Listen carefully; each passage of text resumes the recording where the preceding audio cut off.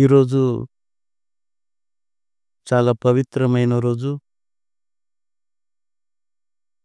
రోహిణి నక్షత్రంలో జ్యేష్ఠ శుద్ధ తదియ రాత్రి 12 గడియలకు సద్గురు యోగి నారాయణ తాతయ్య గారు ఈ సంవత్సరాన్ని బట్టి 190 ఏండ్ల ఎనక 190 ఏండ్లప్పుడు సమస్త భక్తాదుల ఎదుట అందరూ భజనలు చేసే సమయంలో రాత్రి 12 గడియలకు తాను ముందే చెప్పినట్లుగా 50 సంవత్సరాలకు ముందే జ్యేష్ఠ శుద్ధ తదియ రోజున నేను జీవాత్మను పరమాత్మలో ఐక్యం చేస్తానని 50 సంవత్సరాల వెనకే తెలిపిన రీతిగా 190 సంవత్సరాలప్పుడు జ్యేష్ఠ తదియ రోజున 12 గడియలకు భక్తాదుల ఎదుట జీవాత్మను పరమాత్మలో ఐక్యం చేసిన రోజు, మహాపవిత్రమైన రోజు ఈరోజు. సద్గురు పరబ్రహ్మ పరివ్రాజకాచార్యులు, కారణాచార్యులు, వరకవీశ్వరులు, యోగీశ్వరులు తాను యోగి కాబట్టే జీవాత్మను పరమాత్మలో ఐక్యం చేశారు. జీవాత్మ పరమాత్మ జితముగా ఒకచోట జతగూడే ఏమందునే అని కీర్తనలో వారు చెప్తారంటే జీవాత్మల్ని పరమాత్మలో ఐక్యం చేశాను అంటే దండన చేసే దండధరుడు మమ దండింప వేరుచును అంటారు. యమధర్మరాజే మమ చూస్తే భయపడతారు. కొదవలన్నీ తీరే మాకు ఇదే కడజన్మ అని చెప్తారు. అంటే అన్ని కొదవులు తీరిపోయింది, ఇదే కడజన్మ, మరల పుట్టుటయు లేదు చచ్చుటయు లేదు అని చెప్తారు. అంటే యమధర్మరాజే భయపడేట్లుగా ఉండే సమయంలో అతను యోగీశ్వరుడు పరమాత్మలో ఐక్యమయ్యారు తాతగారు. నదులు ఎన్నో ఉంటాయి. నదులు సముద్రంలో కలిసిన పిమ్మట కావేరి నది నీరు నాకు కావాలి అంటే దొరుకుతుందా? సముద్రంలో కలిసిపోతుంది. గోదావరి నది నీరు కావాలంటే అవుతుందా? సముద్రంలో కలిసిపోయిన పిమ్మట అదంతా సముద్రమే, అదంతా సాగరమే. అలాగా తాతగారు జీవాత్మను పరమాత్మలో ఐక్యం చేసిన పిమ్మట పరమాత్ముడైపోయారు. తాతగారు ఇప్పుడు పరమాత్మ స్వరూపులు, దైవ స్వరూపులు. తాతగారు సద్గురువు దైవంగా మారారు. అంటే మొట్టమొదట ఈ కార్యక్రమాన్ని, ఈ జీవ సమాధి మహోత్సవము లేక ఆరాధన మహోత్సవంని ప్రారంభించిన వారు తాతగారి మొదట ప్రియ శిష్యులు ముత్తారీలు.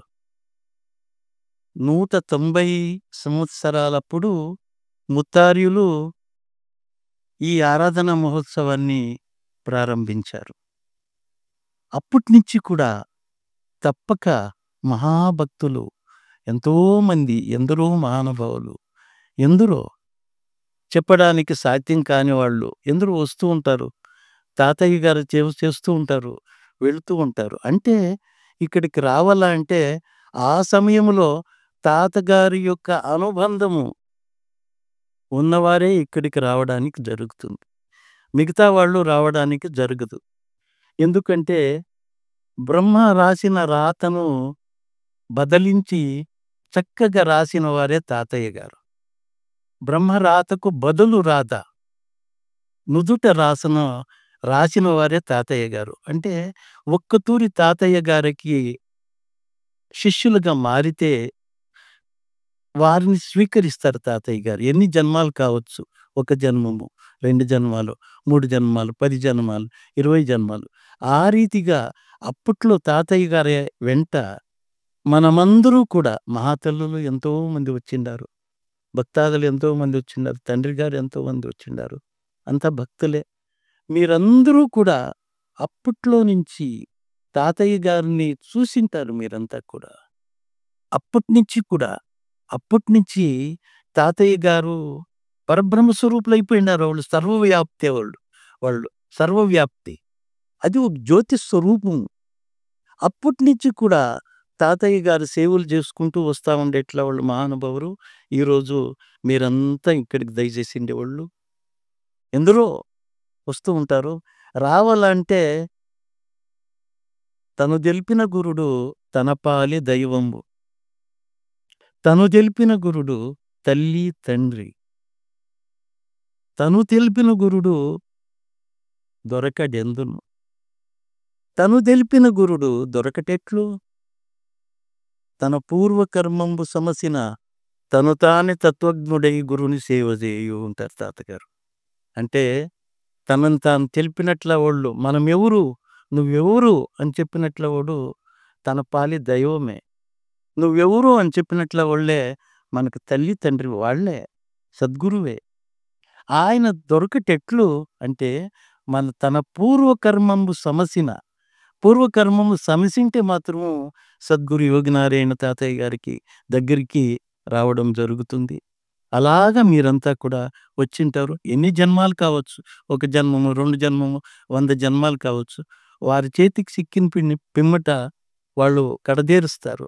అందరిని కూడా దయపాలిస్తారు. అలాంటి పవిత్రమైన క్షేత్రము ఈ క్షేత్రము. మరొక విషయం చెప్పాలా అంటే తాతయ్య గారి ఈ ఇది వర్షాకాలం. ఇది. ఈ జ్యేష్ఠ మాసము వర్షాకాలము. ఈ జ్యేష్ఠ మాసంలో తాతయ్య గారు జీవ సమాధిస్థులైనారు.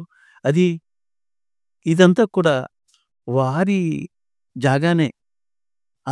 ఆ సమయంలో జీవ సమాధిస్థులైన తక్షణము ఘోరమైనట్ల వర్షము, వాన కురుస్తుంది.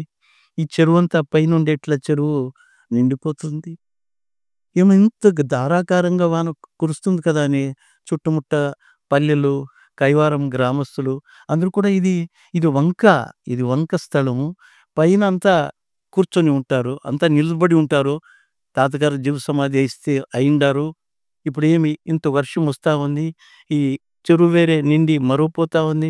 ఎక్కడ కొట్టుకొని పోయిస్తుందో, ఏమైతుందో ఈ సమాధి అని అందరూ గాబరి పడి భక్తితో అందరూ నమస్కారం చేసుకొని చూస్తూ ఉండే సమయంలో ముత్తార్యులు అది ఎంత ప్రీతో ఆహ్, ఆహ్, ఆ గురువు పైన ముత్తార్యులకి ఎట్లా భక్తులు ముత్తార్యులు, ఎట్లా శిష్యులు ఆ పొయ్యి పక్క బారులో దీనిపైన పడుకుంటారు. ఆ సమాధి పైన. ఎక్కడ సమాధి కొట్టుకొని పోయిస్తుందో అని కొట్టుకొని పోతే నేను కూడా కొట్టుకొని పోతానులే. నమ్మేసిండా అని చెప్పేసి ఆ పక్క బారులో పడుకునేస్తారు సమాధి పైన.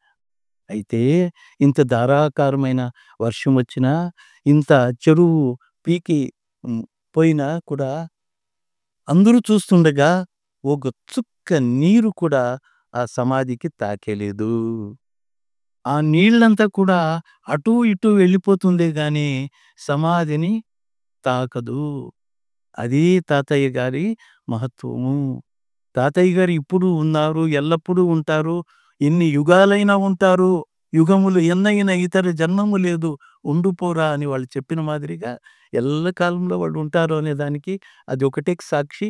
ఆ రోజు నుండి కూడా భక్తాదులు కూడా అందరూ భక్తాదులు తాతయ్య గారికి పూజలు చేసేదానికి, నమస్కరించేదానికి, కోరికలు కోరుకునేదానికి అందరూ కూడా ఇక్కడికొస్తూ ఉంటారు అని మీలో విన్నపం చేస్తూ, ఈ యొక్క సత్కార్యాన్ని శిస్తుబద్ధంగా అన్ని రకాలుగా ఎలా జరగాలి అని పూజ్య ధర్మాధికారులు ఎంఎస్ రామయ్య గారు చాలా దీనికి పాయ వేసినారు.